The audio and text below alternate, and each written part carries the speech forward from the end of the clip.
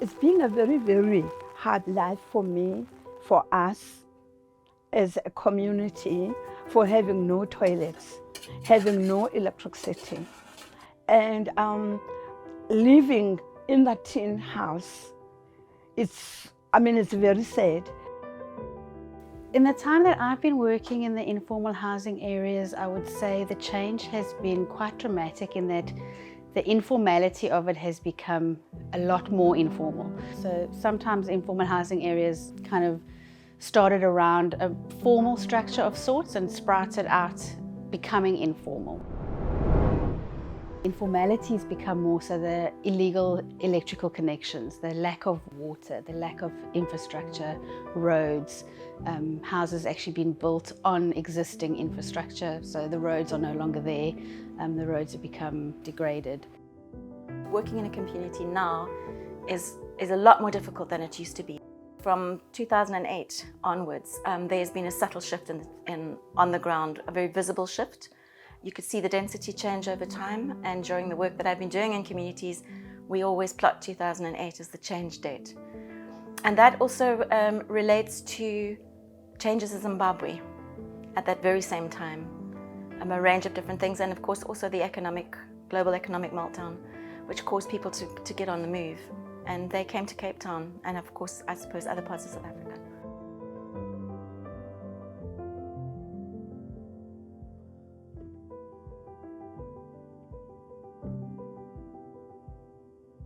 It needs to be joint ownership, not only by the community, but government, itself as well. So you need to have the joint ownership of the problem. It's not only a government problem, it's not only a house owner problem.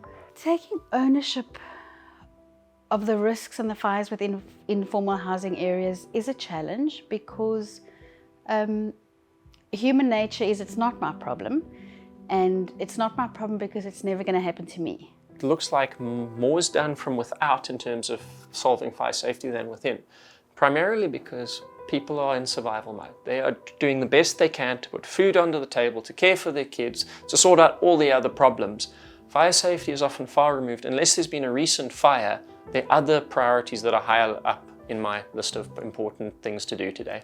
It is very important in a manner that people need to take control of their own community in a way, because if everyone within the community they work together, and then it's very easy to get to the solution.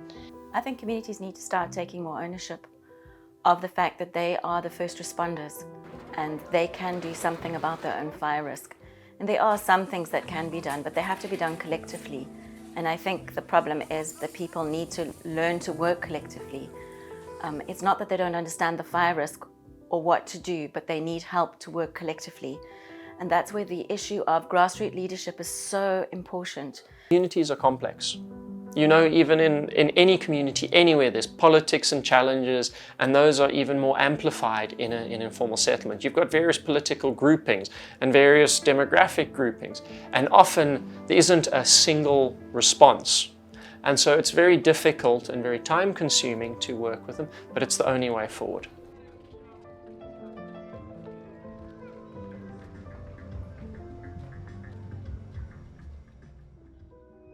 The way to find your way into a community is not just to arrive there.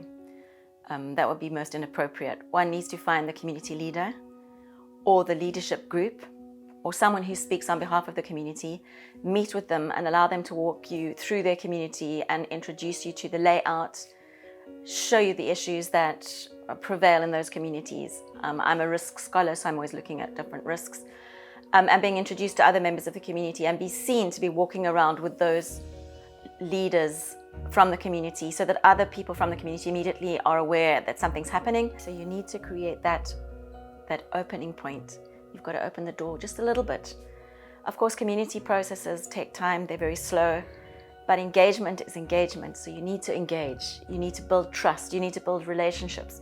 People need to know that you're not one of those that's going to come in and tell them what to do and walk away. You're someone who wants to work with them, collaborate with them, find solutions collectively and move forward with them. So it's a slow process, but one that really will only work if you take the time. Once you have ownership, then the community can enforce what has been given to them. So you need that, first of all, that engagement. Once you've established some form of trust and formal or informal communication structures, you can use that to develop strategies. You have a better understanding of the problem from the community perspective, and you can also then impart your own experiences from a governance perspective on why certain things are being done or not being done.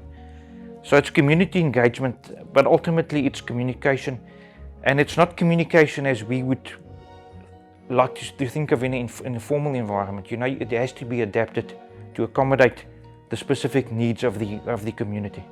If you're offering somebody something that you think is an amazing token and a phenomenal gesture, but it's completely irrelevant in their life, you're not helping them. You're possibly helping yourself feel better about a situation. You're possibly helping yourself say, well, I tried and nobody wanted it. But help is only help if it's needed. And so what does help look like to the person that you're trying to help? Once one's working in the community, now we need to bring in the external role players. And once again, you are a facilitator in this process. You need to stand back and allow it to happen organically, but you need to help by guiding and gently nuancing this relationship of trust. And I think what people don't understand is that people from outside the community need to learn about the community the way you did. And so you've got to lead them on that path of discovery. And you bring them into the community space, sitting in a small group of that community, of those community members, and starting a conversation.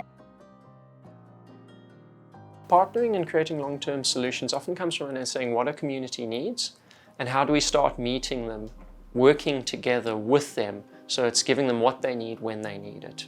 When people understand that fire is actually something we can do something about. It's not just this uncontrollable force of nature that's going to consume my home no matter what I do. When we realize that we can actually reduce the impact, that I as a community member can have an impact and make a difference, I'm much more likely to work with the fire department when I can see that there are ways of working on my home or working with the community or working with the fire department. I may be more willing to work with others.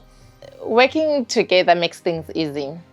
It makes things easy because you come with different expertise. Because I might be able to work physically, and someone else might be able to give ideas on how to implement this in order for it to work. So it's very important that everyone that is involved to work together. Togetherness makes greatness. Over the next 5 to 10 years, I'd really like to see more local government officials going into communities. I'd like to see ward councillors working with informal settled communities. Typically in the settlements where I work, most of the people who live there have never met their ward councillor. They're not members of ward councillors' committees. And I think going forward, this is what we need to see. We need to see informal settlement representatives on ward committees working with their councillors, and we need to depoliticize it. We need to facilitate those spaces for conversation. We need to create the spaces for those conversations to happen. And there's a willingness for that to happen now, which perhaps there wasn't there before. So we talk about attacking the low-hanging fruit first. So if there's a range of things that a community feel very passionate about or have issues with, we need to address them so they see an immediate change. And by seeing that change, what I've discovered over the last time that I've been working in these communities, if they start to see change, they start to believe that they can be change agents themselves. So we need to help them believe that they can make that change. And so if we have some immediate change, it helps sustain a longer term relationship, and then longer term planning comes next.